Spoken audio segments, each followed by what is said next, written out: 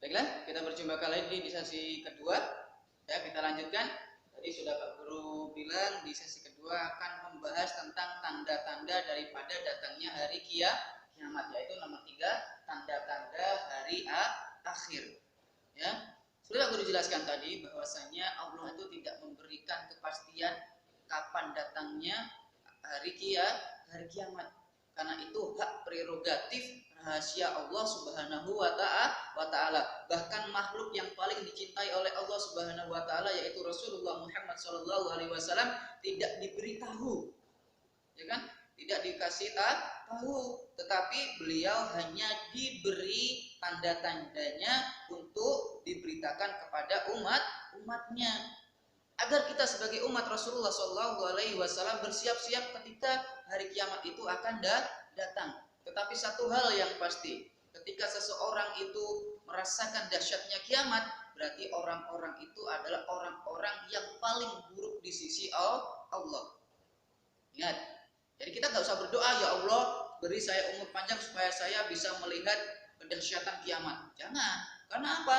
Kata Allah, orang-orang yang hidup ketika kiamat itu terjadi adalah orang-orang yang paling buruk di sisi Allah Subhanahu wa taala.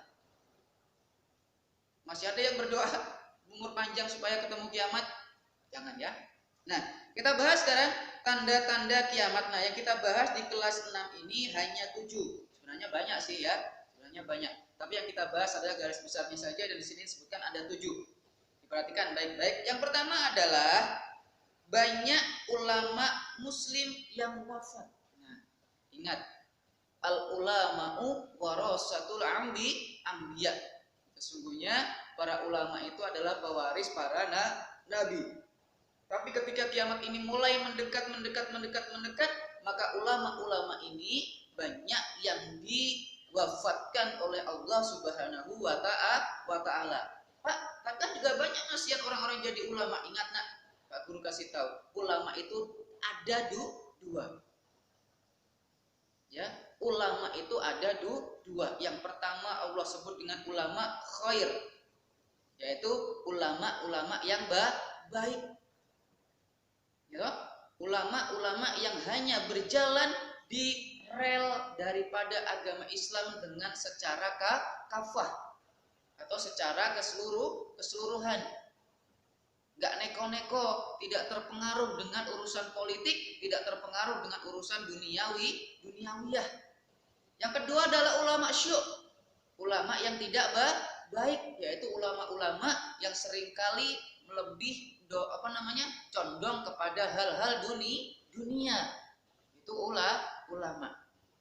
Nah, yang kita ikuti ulama yang mana? Tentu saja ulama yang baik atau ulama khair. Nah, salah satu tandanya yang pertama yang Allah sebutkan adalah ketika kiamat itu mulai mendekat, mulai menyapa, ya, mulai say hello kepada kita semua, maka yang pertama Allah berikan tandanya adalah banyaknya ulama-ulama khair atau ulama-ulama yang baik yang diwafatkan oleh Allah Subhanahu wa taala. Maka kita seharusnya sedih ketika ada siaran innalillahi wa inna ilaihi rajiun, telah meninggal ustadz ini, telah meninggal kiai haji ini, telah meninggal ustazah ini, kita seharusnya bersedih. Kenapa bersedih? Karena salah satu tanda akan datangnya kiamat adalah diwafatkannya para ulama. Paham anak?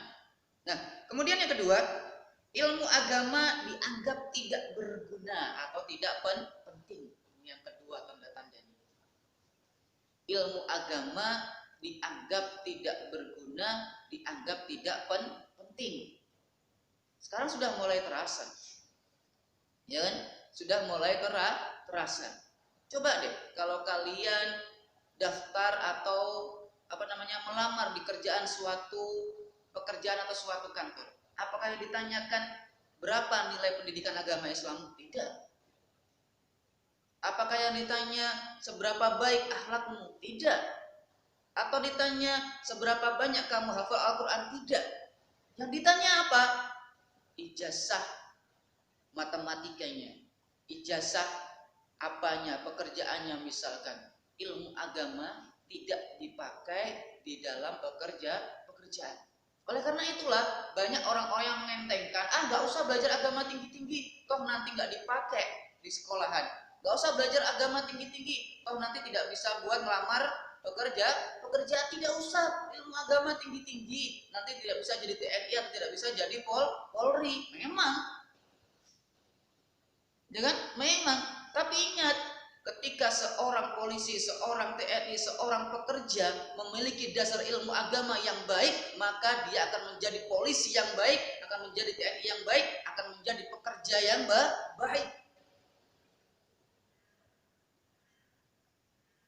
Apakah kalian kira-kira para TNI, para polisi, para pekerja, atau bahkan orang-orang yang di atas sana itu orang bodoh? Tidak. Mereka orang-orang yang pandai. S1, S2, bahkan ada S3, tetapi itu umum, pelajaran agamanya nol. Pelajaran agamanya kecil, sehingga banyak melakukan pelanggaran-pelanggaran yang tidak diridhoi atau bahkan dilaknat oleh Allah Subhanahu wa taala. Memang ilmu agama itu tidak mendatangkan rupiah. Ya kan? Tetapi nanti di akhirat, ketika nanti disandingkan atau disodorkan kepada kalian dua hal. Yang pertama segepok uang, gitu. Bukan segepok lah, anggap aja bukan sekarung, setronton uang. Kemudian yang satunya disebut ridho Allah. Mana yang kalian pilih? Apa kalian akan masih memilih uang? Sementara uang tidak berlaku nanti di akhirat. Gak perlu sampai ke akhirat. Nanti ketika kiamat datang, hendak datang, rupiah ini tidak berlaku, uang ini tidak berlaku. Yang dicari adalah keamanan. Tidak berlaku. Ketika kiamat datang, guru, gempa bumi, kamu dikasih uang, kamu mau duit, kamu akan bilang bodoh. Kan kami nggak mau duit, yang penting kami aman dulu. Nah, ini contohnya. Ilmu agama dianggap tidak penting. Itu tanda yang kedua. Paham anak? Nah, yang ketiga, maksiat makin terang-terangan dan kejahatan di muka bumi makin merajalela. Nah, ini imbas daripada ilmu agama dianggap tidak penting. Ingat, dalam agama dipelajari tentang akhlakul karimah dan akhlakul majmumah. Hanya di agama saja. Di matematika gak ada tentang akhlakul majmumah, akhlakul karimah. Di bahasa Indonesia, IPA, biologi, kimia, fisiologi dan lain sebagainya, tidak ada dipelajari tentang akhlakul karimah dan akhlakul majmumah. Dua hal itu dipelajari di ilmu agama. Apa akhlakul karimah? Akhlak yang baik, di mana bagaimana cara kita bersosialisasi, bagaimana cara kita berbicara dengan orang lain, bagaimana kita bersikap dengan orang lain. Itu ada di pelajaran agama. Nah, kalau sudah pelajaran agama ini dianggap tidak penting, artinya kalian sudah tidak mau belajar lagi apa yang dimaksud akhlakul karimah, apa yang dimaksud akhlakul majmumah, maka kalian menjadi orang-orang yang tidak berakhlak. Makanya tanda-tanda ketiga yaitu kejahatan dan maksiat merajalela, ya jelas karena kalian tidak memiliki dasar agama yang baik. Makanya kalau tanda-tanda ketiga ini tidak mau terjadi, tanda-tanda kedua ini harus dipenuhi, yaitu belajar ilmu agama yang baik. Paham? Oke, kita lanjutkan. Tanda-tanda yang keempat, banyaknya laki-laki yang berperilaku menyerupai perempuan dan atau sebaliknya perempuan berlaku seperti laki-laki. Ya kan? Nih, Pak Guru tidak menyinggung suatu komunitas, Pak Guru tidak menyinggung seseorang.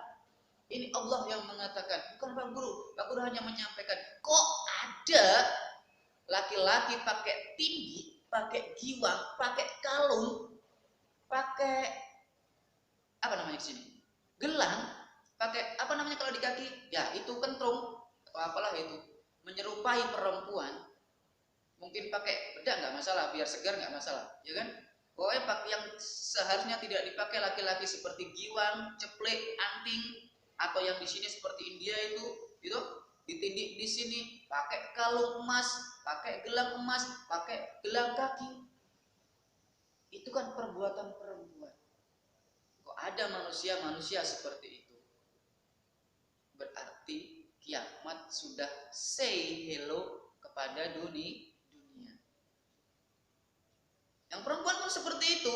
Kok ada perempuan suka pakai celana pendek yang seharusnya dipakai oleh laki-laki, suka pakai kaos yang seharusnya dipakai oleh laki-laki, ya kan?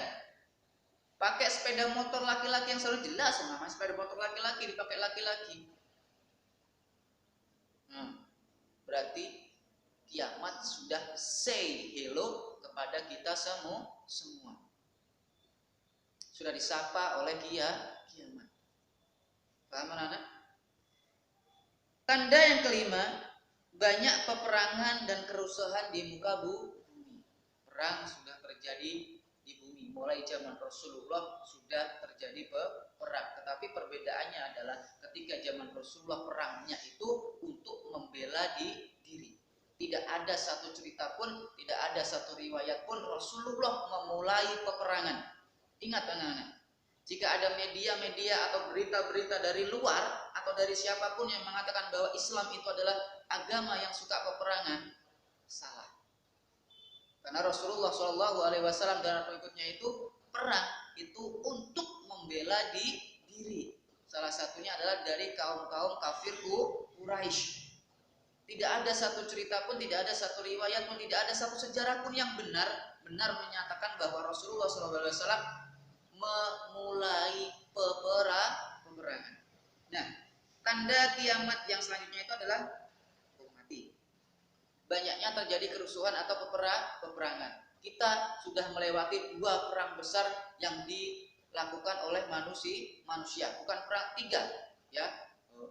3, ya. Yang pertama disebut Crusader, yaitu perang antara Nasrani dengan umat Muslim. Crusader. Yang kedua adalah World War I, perang dunia pertama. Yang ketiga adalah perang dunia kedua. Ini sudah sering terjadi. Dan ada lagi perang, Pak, ada perang rumah tangga, ya kan? Perang antar teman, perang antar suku, perang antar ras sudah banyak terjadi.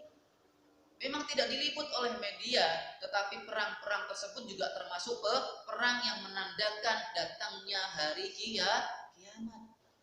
Makanya kalau tidak mau kiamat atau kiamat mau menjauh lagi, jadilah orang yang cinta damai, saling menghargai, saling menghormati. Paham anak-anakku? Kita lanjutkan tanda-tanda yang ke-6. Yang ke-6 ini apa? Minuman keras dan barang-barang terlarang seperti narkoba bebas beredar sehingga menimbulkan tindakan kriminalitas yang merajalela. Nah, dulu zaman Pak Pigi masih kecil, zaman Pak Guru masih kecil, orang minum alkohol itu cap orang tua, cap aki-aki, cap kai-kai, ya, itu hanya untuk obat. Apa maksudnya untuk obat? Itu kan kandungan alkoholnya 7%. Biasanya diminum pemuda-pemuda yang mau garap sawah sampai malam hari biar fit, istilahnya doping, ya kan? Kalau sekarang disebut doping. Minum-minum seperti itu saja. Itu pun delik-delik, sembunyi-sembunyi agar tidak diketahui orang. Tapi sekarang tidak. Kalau kalian ke gang-gang yang mana gitu kan, gang-gang apa, itu jalan-jalan apa, banyak sekali orang-orang yang campur-campur, kumpul-kumpul pada minum. Sudah tidak malu lagi dilihat orang.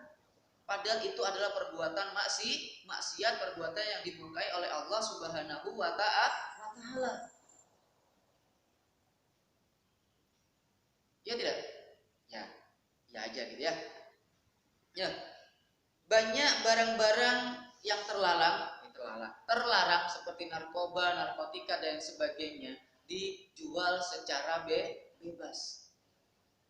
Seingat Pak Guru dulu itu gak pernah dengar yang namanya orang mengkonsumsi narkoba. Maksudnya waktu Pak Guru kecil ya. Belum pernah dengar orang yang mengkonsumsi narkotika. Menghirup ganja belum pernah dengar.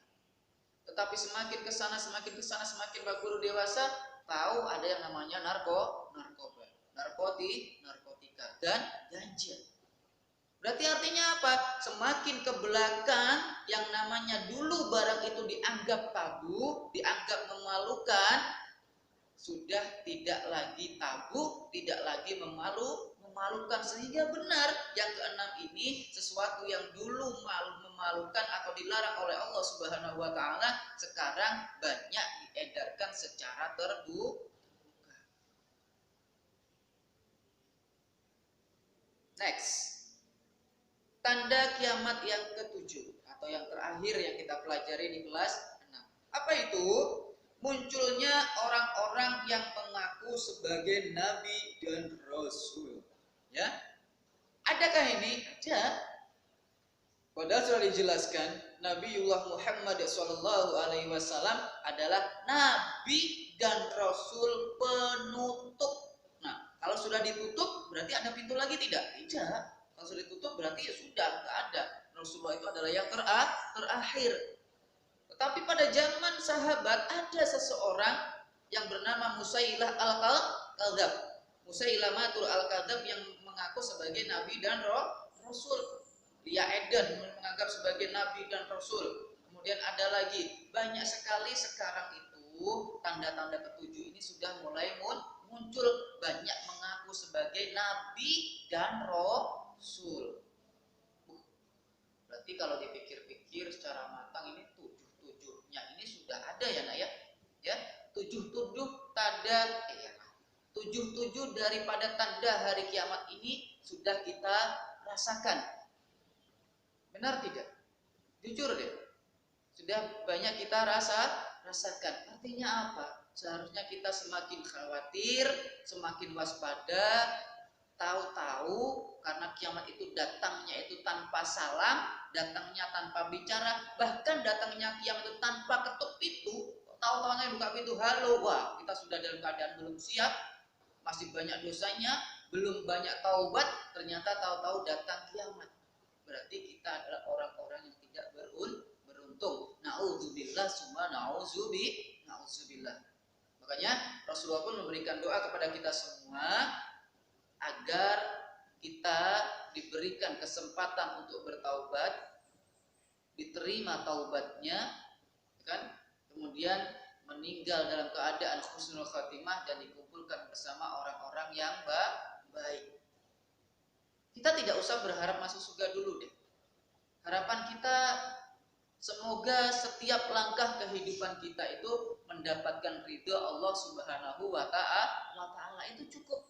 Jangan sampai kalian beribadah sholat, saya tak sholat baik-baik supaya saya masuk surga, atau saya tak puasa lah supaya saya tidak masuk neraka. Jangan. Ya. Yang pertama dan utama ketika kita ibadah yang kita cari tentu adalah ridha Allah Subhanahu wa ta'ala. Surga dan neraka itu urusan Allah. Paham? Nah, yang terakhir yang kita pelajari hikmah beriman pada hari akhir. Nah, hikmah itu apa sih? Ya kan? Kebaikan-kebaikan apa sih yang kita dapatkan ketika kita mempelajari tentang hari akhir atau hari kiamat? Tentu kita harus bisa mengambil hikmah daripada pelajaran hari ini. Apa hikmah yang pertama diambil adalah kita bertambah yakin dengan kebesaran kuasa Allah Subhanahu wa taala. Ini yang pertama. Dengan kita belajar ini dan meyakini bahwa hari kiamat itu akan datang, berarti kita seharusnya bisa menambahkan ketakwaan kita, menambah rasa iman kita bahwa memang Allah Subhanahu wa taala itu adalah Maha Kuasa. Kuasa menciptakan langit bumi dan isinya, dan juga kuasa untuk menghancurkannya.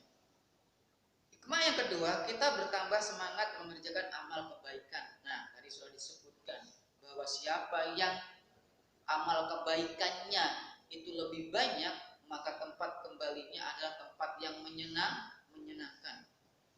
Dan siapa yang amal keburukannya lebih banyak, maka tempat kembalinya adalah hawiyah. Dari sini maka ayo kita harus ngambil hikmahnya, kita berlomba-lomba mencari kebaikan. Kemudian yang ketiga, kita menghindari perbuatan yang dilarang oleh Allah Subhanahu wa taala seperti berkelahi dan lain sebagainya. Nah, kan? Dengan belajar seperti ini kita seharusnya menambah kehati-hatian kita dalam berbuat. berbuat selama hidup di dunia. Yang baik aja ayo kita lakukan. Yang buruk kita hindari semampu kita. Ya kan? Yang keempat, bersikap jujur, disiplin, dan bertanggung jawab dalam melakukan pekerjaan. Ingat, kenapa harus jujur, disiplin? Karena setiap yang kita kerjakan di bumi ini, di dunia ini, nantinya akan dipertanyakan oleh Allah Subhanahu wa Ta'ala. Bahkan jika itu baru tertulis dalam niat hati kita, akan dipertanyakan oleh Allah Subhanahu wa Ta'ala. Selanjutnya, selalu waspada dan menjaga lingkungan sekitar rumah atau sekolah. Nah, ini kan tadi kan kebaikan itu bukan hanya kepada Allah Subhanahu wa Ta'ala. Karena hubungan itu ada dua. Yang pertama disebut hablum minallah, yang kedua disebut hablum minannas. Hubungan kepada Allah yaitu seperti ibadah, bertakwa kepada Allah, menjalankan perintah-perintahnya dan menjauhi larangannya. Yang kedua ini juga penting, hablum minannas, hubungan kepada sesama manusia atau kepada makhluk. Bagaimana caranya kita bicara, bagaimana caranya kita bertindak kepada makhluk, baik itu manusia, tumbuhan, dan hewan. Semua itu ada pertanggungjawabannya. Jangan seenak jidatnya kita sendiri. Ya kan? Nyebut-nyebut, kamu jelek, kamu ini, kamu ini. Jangan seenak jidatnya sendiri. Semua perkataan kita, semua perbuatan kita dicatat oleh dua malaikat kanan kiri yang nantinya akan dipertanyakan oleh Allah Subhanahu wa Ta'ala. Nah, tidak menunda-nunda melakukan amal kebaikan seperti melakukan sholat 5 waktu, mengerjakan PR dan lain sebagainya. Ya kan? Jangan menunda-nunda. Ingat, kiamat tadi ada kiamat kecil, ada kiamat besar. Mungkin anggap sajalah, yakinlah kalau kiamat yang besar ini masih jauh di sana ya. Tetapi yang namanya kiamat kecil ini benar-benar lebih dekat daripada urat leher. Apa itu? Kematian. Mati itu tidak nunggu tua, mati itu tidak nunggu kita sakit, mati itu tidak nunggu kita miskin. Kapanpun waktunya datang, tidak bisa diundur. Besok dulu ya Allah, besok dulu ya Allah, banyak pekerjaan ya Allah, besok dulu ya. Tidak seperti itu. Kalau sekarang mati, kamu pikir sekarang mati, mati. Nah, jangan ditunda-tunda. Takutnya, khawatirnya, waktu duhur masuk nih, Allahu Akbar, Allahu Akbar. Masuk waktu duhur, nanti aja lah jam 1. Jam 1 sudah ini bangun. Oh masih banyak waktunya, nanti ya 2:30. Pas mau 2:30, jam 2 mati, sholat duhur hilang. Padahal ketika seseorang meninggalkan sholat secara sengaja, maka namanya dicap di atas pintu neraka. Tok. Nah, tidak akan terhapus nama ini dari pintu neraka sebelum orangnya yang punya nama itu melewati pintu neraka. Artinya apa? Orang yang meninggalkan sholat 5 waktu dengan sengaja berarti dia wajib melewati pintu neraka. Lewat aja, tidak ya pakai nyemplung, ya kan? Tidak mungkin masuk keluar lagi, ya kan? Kalau sudah masuk ya plung. Paham anak-anak? Tadi yang sudah Pak Guru sampaikan, semoga apa yang Bapak sampaikan dapat kita pahami bersama-sama sehingga dapat menambah khazanah keilmuan kita, menambah kebaikan kualitas dan kuantitas daripada ibadah dan akhlak kita. Amin amin ya mujibas sa'ilin. Akhirul kalam, ihdinas siratal mustaqim. Assalamualaikum warahmatullahi wabarakatuh.